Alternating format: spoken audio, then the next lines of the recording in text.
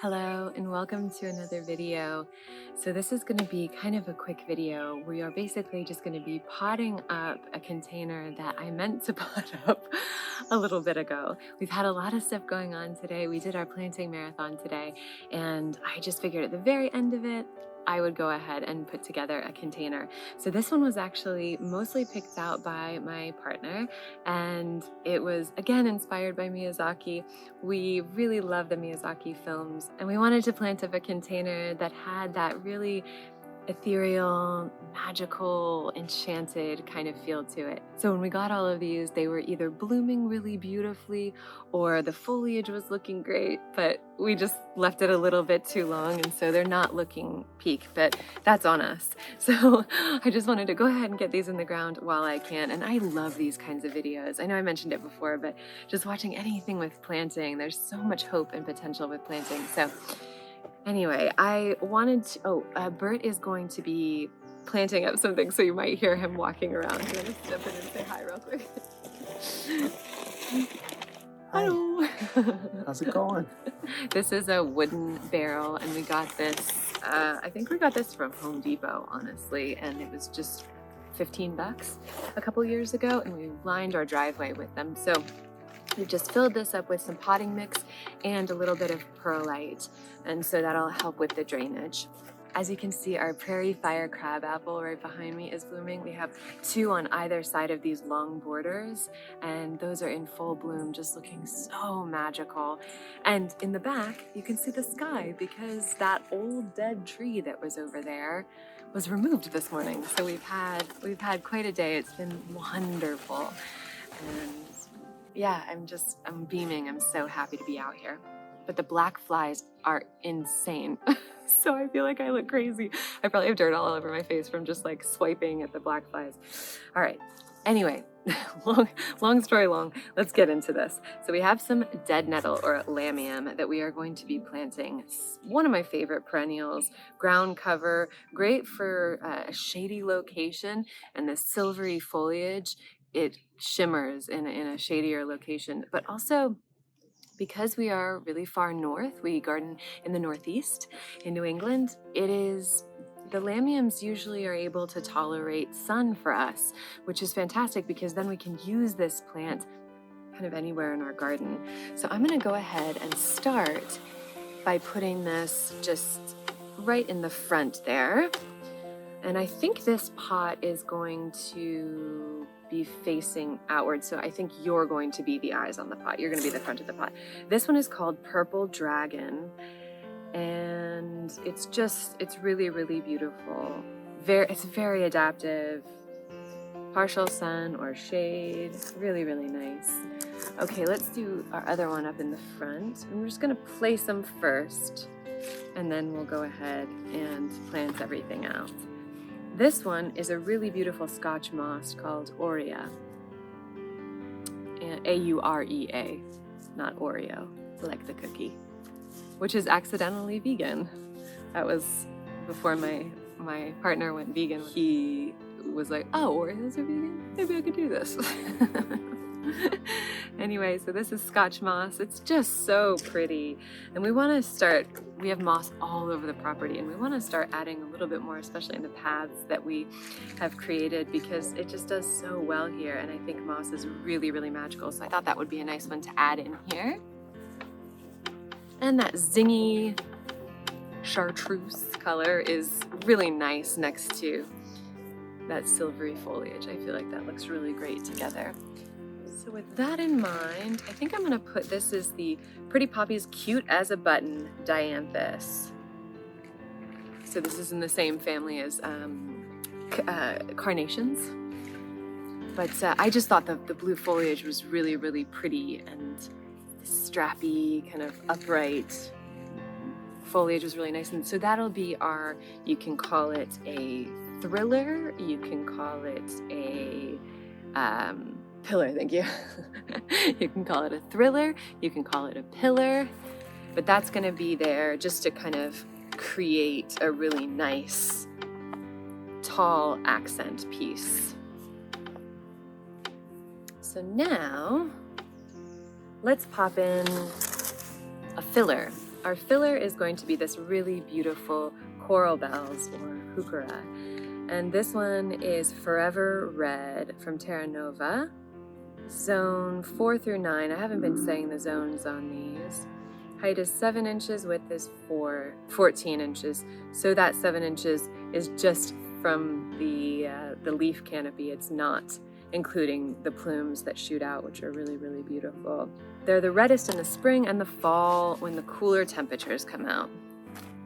Okay, so let's pop this in here. Thought that would look nice up against this blue silver kind of foliage of our lamium.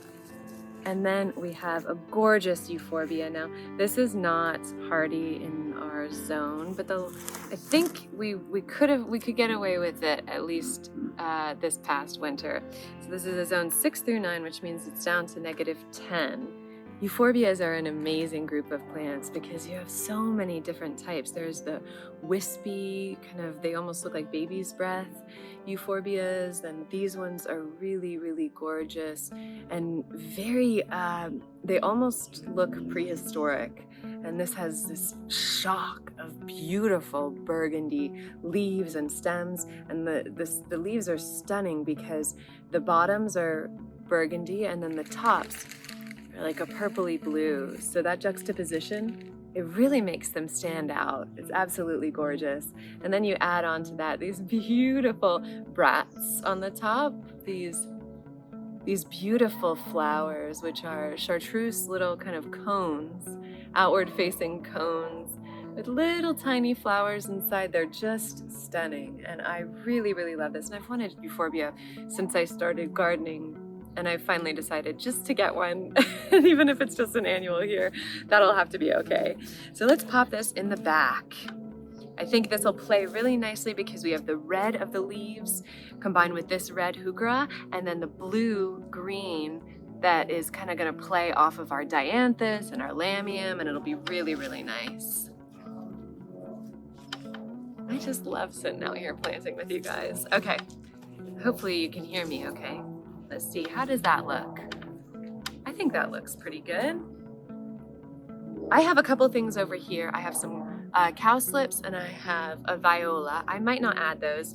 And then I have a few sun patiens, but I think those are gonna go in the border instead, or maybe in a pot in the shade garden. I'm not sure. Let me take a look in the front and then we'll go from there. Oh, well, I have this one. I could pop that one in there somewhere. No, I think that's probably gonna do it. I think that's gonna do it for us. I really like the simplicity of this one. It doesn't feel super simple, I guess, but not adding too many things. I had another, let me reach. Oh, goodness. Oh my gosh. Okay. So, so I have this ice plant here. This is Jewel of Desert Ruby.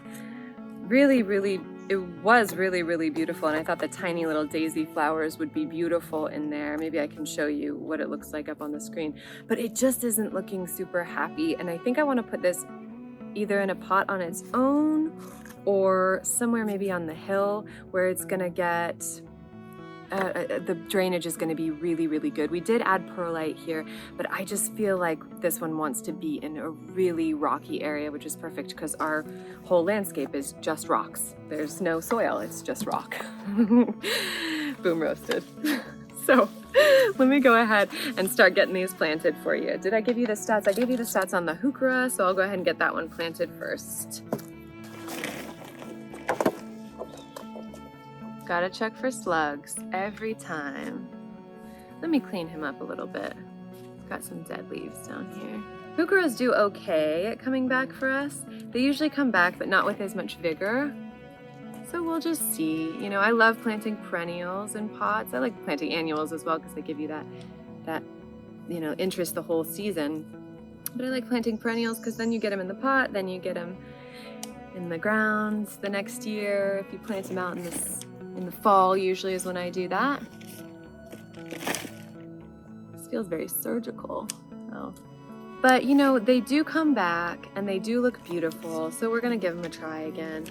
And I think they'll be nice, and I think they'll be happy. happy heucheras. Okay, let's pop you in here, little friend. We have such an intense slug population here. A slugger. They are just so vigorous. They love fit here. And we, in the season, you know, went out last year with a little kind of like a recycled like tofu container. We would come out here and just pick slugs off all of our annuals and put them in the forest there. This is actually euphorbia. If you cut it open, the sap from euphorbia, this type of euphorbia, is a kind of milky color, and it's like latex. And it can actually really hurt you. It can blind you, I think. So be really careful when you're pruning on a euphorbia. You want to be careful. I learned that from Carol Klein on Gardener's World. My hero. I think if I met Carol Klein, I would probably that's like my dream in life. Okay, so here's our dianthus. And let me check for slugs. They seem just way more interested in the petunias. So this one is really kind of vibrant pink when it first comes out, and then it fades to a soft pink, which is really nice. This is cute as a button, pretty poppers, dianthus, and blooms in early summer and then repeats in early fall. Sun or part sun, grows 8 to 10 inches tall, and it's zone 4 through 9. So let's pop this in here.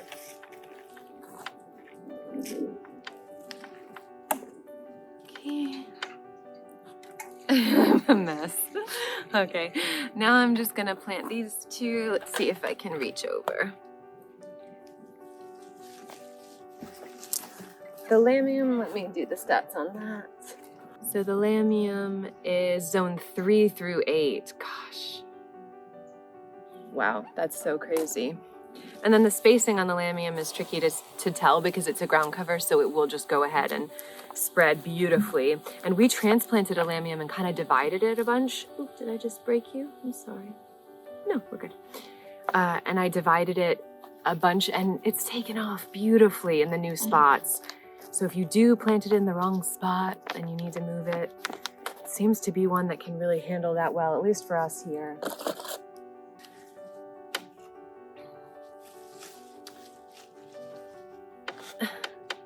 That's good. And then we have our Scotch moss. Shite. Oh. Sorry, gave him a little haircut. Did I give you the stats on him? I feel like I did. He's a zone 4 through 9. This is so fun, and he's budded up, so I think that's going to be a really pretty, kind of sparkly look. You can probably see the fairy lights on our porch right now. I think that's kind of what it's going to look like, is a really sparkly look here. Okay, good. Let's try this. Yeah, I think I want to plant that one in between the stones. Like in between the steps. Yeah, do you think that would be pretty? That'd be so pretty. Okay, I just need to fill this in with some soil. Okay, hold on.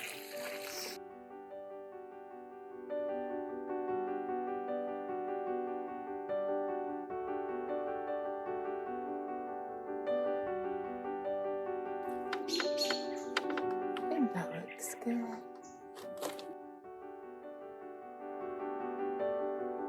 Oh, they're already mingling. Look. Cute. Okay, well, I think that's all done.